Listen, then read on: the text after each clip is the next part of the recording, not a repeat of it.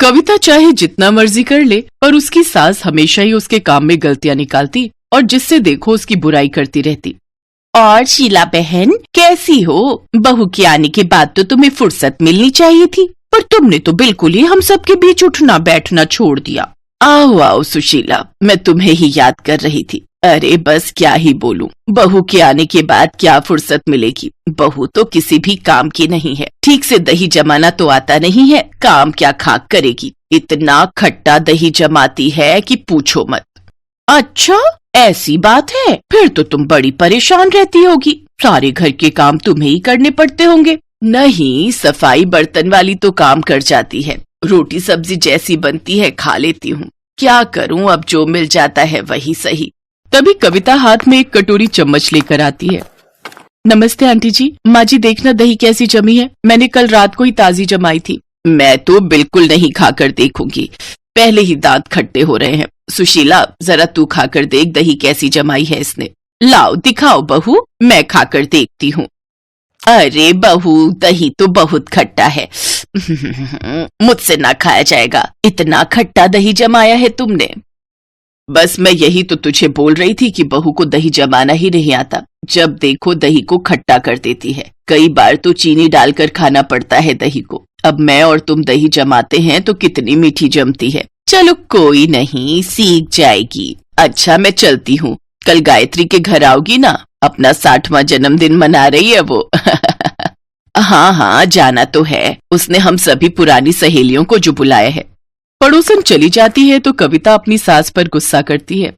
माँ जी आपको तो बस मौका चाहिए सबके सामने मेरी बुराई करने का, ऐसे अच्छा थोड़ी लगता है। आप पड़ोस वाली आंटी के सामने भी मेरी बुराई कर देते हो। देखना एक दिन मैं ऐसा मीठा दही जमा कर दिखाऊंगी ना कि चीनी डालने की भी जरूरत नहीं होगी, फिर आप सबको कहना कि मैं कितनी बढ़िया दही जमाती हूँ। कविता ने ठान लिया था कि वो दही मीठी जमा कर दिखाएगी।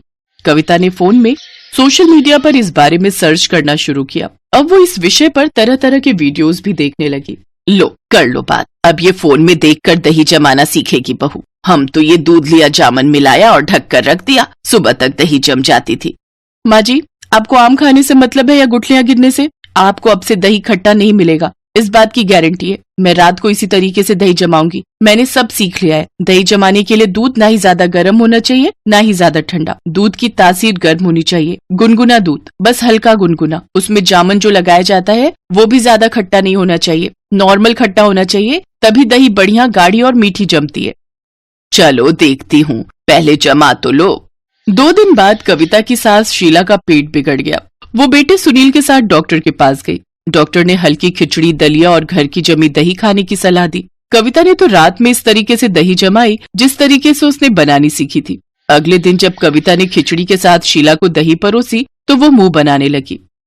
नहीं नहीं बहू, दही बहुत खट्टा होता है, मैं नहीं खा पाऊंगी, तुम बहुत खट्टा दही जमाती हो। अरे माँ जी एक बार खाकर तो देखो, इस बार खट्टी नहीं है, मैंने बहुत सही तरीके का जमाया है। कविता और सुनील के कहने पर डरते हुए शीला दही का 1 चम्मच मुंह में डालती है, पर वो हैरान हो जाती है क्योंकि दही मीठी होने के साथ साथ स्वादिष्ट भी थी।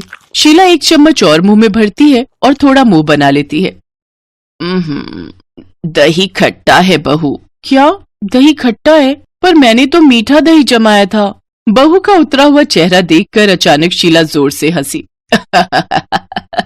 मैं मजाक कर रही थी बहू, दही खट्टा नहीं दही मीठा है। सचमुच तुम तो मेरे से भी बढ़िया दही जमाना सीख गई हो। मैंने कहा था ना माँ जी, मैं दही जमाना सीख जाऊंगी, वो भी मीठी बढ़िया गाढ़ी दही। अब आप मेरे हाथों की ये बढ़िया मीठी दही खाकर जल्दी ठीक हो जाओ, क्योंकि आप मुझे डांटते हुए ही अच्छे लगते हो। आपकी डांट घर में नहीं गूंजती तो घर में उदासी छाई रहती है। और फिर कविता अपनी सास के गले लग जाती है। उस दिन के बाद कविता जब भी दही जमाती तो वो बहुत ही मीठी और बढ़िया होती। उसकी सास शीला पड़ोस में तो क्या, पूरी रिश्तेदारी में कविता के हाथों की जमी हुई मीठी दही के गुण गाती फिरती। कविता को भी खुशी थी कि उसकी सास चलो किसी तरीके से तो खुश हुई, चाहे वो तरीका मीठी दही जमाने का ही क्यों ना हो।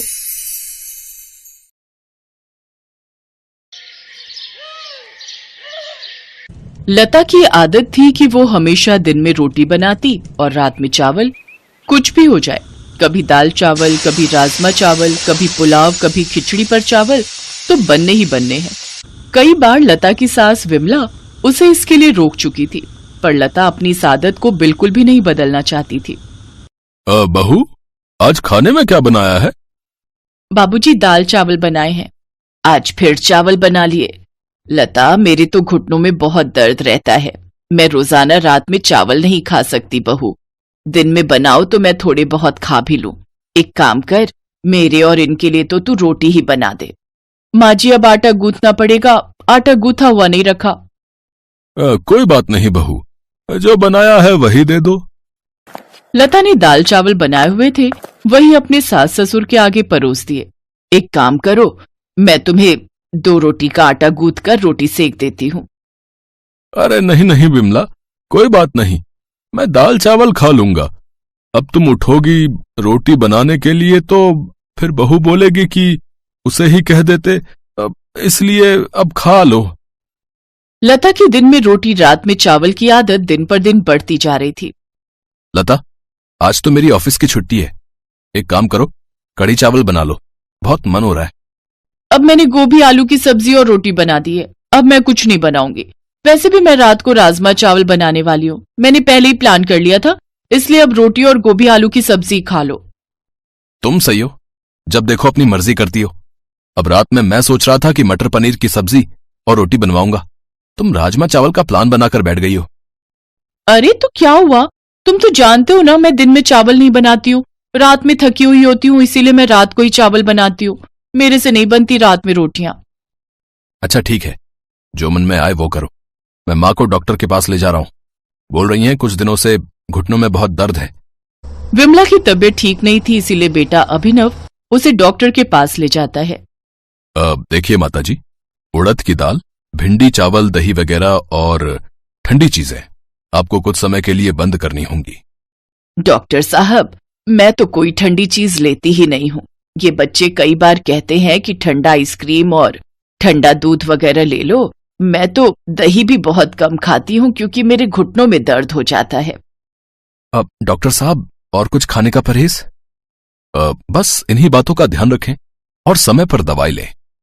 विमला अभिनव के साथ घर आ जाती है। लता, डॉक्टर ने माँ को कुछ चीजें खाने के लिए मना किया है, जिनमें से चावल भी हैं। तुम ये जो रोज चावल बना देती हो ना रात में, वो माँ को बहुत नुकसान करते हैं, इसलिए अब माँ के लिए रोटी बना दिया करो। ठीक है, बना दूंगी, पर आज खाना बन चुका है।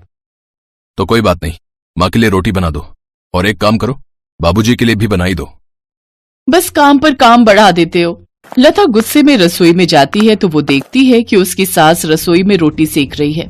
अरे, मैं बना तो रही थी, आप क्यों खड़ी हो गई? अब ये देखेंगे आपको रोटी बनाते हुए तो मुझ पर गुस्सा करेंगे। कोई बात नहीं बहू, तुम भी तो पूरा दिन काम करके थक जाती हो। 2-4 रोटी ही तो सेकनी है, उसमें देर नहीं लगती।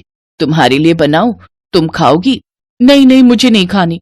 आप अपने लिए और बाबूजी के लिए बना लो, मैं तो चावल ही खाऊंगी। अपना खाना डालकर रसोई से चली जाती है। लता ने अपनी आदत को फिर भी नहीं छोड़ा। दिन में रोटी सब्जी बन जाती तो वो रात में चावल बना लेती। जब उसने देखा कि उसके सास ससुर को तो रोटी ही खानी है, तो उसने अब दिन में ज्यादा रोटी बनानी शुरू कर दी, ताकि रात को उसे फिर से रोटी ना बनानी पड़े और वो चावल खाकर ही रह जाए। माँ जी, रोटी मैंने दोपहर में ही ज्यादा बना दी थी। मुझे पता था आप और बाबूजी रात को रोटी खाते हो, इसलिए मैंने सोच लिया है अब मैं आप लोगों की रोटी दोपहर में ही बना दिया करूंगी। पर बहू, वो तो ठंडी हो गई होगी। अब अरे विमला, कोई बात नहीं, ठंडी है तो उन्हें तवे पर गर्म कर लो। तुमने और मैंने ही तो खानी है। जाओ बहू, तुम अपना खाना खा लो। लता अपने कमरे में चली जाती है। उसके सास ससुर दोपहर की रोटी ही खा लेते हैं। लता अपनी आदत की वजह से अब जब भी रात में चावल बनाती तो अपने सास ससुर की रोटी दोपहर में ही बनाकर रख देती। एक दिन लता अपने कमरे में स्टूल पर चढ़कर ऊपर की अलमारी से कुछ ढूंढ रही थी। कहाँ रख दिया मैंने अपना नया पर्स? यहीं ऊपर अलमारी में ही तो रखा था। भाभी, आराम से, मेज गिर जाएगा, रुको मैं आती हूँ। जितनी देर में काम वाली दौड़ कर जाती, इतनी देर में लता मेज से नीचे गिर चुकी थी। लता की चीख निकल गई। अभिनव और विमला लता को डॉक्टर के पास ले गए। लता की रीढ़ की हड्डी का मांस फट गया, जिस कारण लता को कुछ दिनों का बेड रेस्ट हो गया। माँ, ये लता की सारी दवाइयाँ अभी अगले हफ्ते बुलाया डॉक्टर ने। बेटा, घबराने की तो कोई बात नहीं है ना? डॉक्टर क्या कह रहा है? पापा, रीढ़ की हड्डी का मांस फट गया है, इसलिए कुछ दिन ठीक होने में लगेंगे, लेकिन लता को पूरा बेड रेस्ट करना होगा। कमर में बहुत दर्द हो रहा है, अरे मेरी बहू तो बहुत बहादुर है, देखना तुम बहुत जल्दी ठीक हो जाओगी। मैं तुम्हें ताकत की बहुत अच्छी अच्छी चीजें बनाकर दूंगी जिससे तुम्हें आराम मिलेगा। लता की कमर में दर्द था और ये बात उसकी सास और बाकी परिवार के लोग भी समझ पा रहे थे। सब लता को बहुत हिम्मत देते हैं। लता की सास विमला अपनी बहू की बहुत देखभाल करती है। लता देखती है कि उसकी सास बिल्कुल उसकी सगी माँ की तरह उसकी देखभाल कर रही है। उसे अपने ऊपर बहुत पछतावा होता है कि एक तरफ वो अपने सास ससुर के लिए 2 रोटी बनाने में कितना हिचकिचाती थी और उन्हें दोपहर की ठंडी रोटियां दे देती थी, सिर्फ इसलिए क्योंकि रात में उसे सिर्फ चावल बनाना और खाना पसंद था। उसने अपने सास ससुर की उम्र का लिहाज भी नहीं किया। लता को अपनी गलती का एहसास होता है और कुछ दिनों बाद जब वो ठीक हो जाती है तो वो अपनी गलती को सुधार लेती है। वो जब भी रात में चावल बनाती तो थोड़ी रोटियां भी बना देती ताकि उसके सास ससुर अगर चावल नहीं खाना चाहते तो वो गरम गरम रोटी खा सके।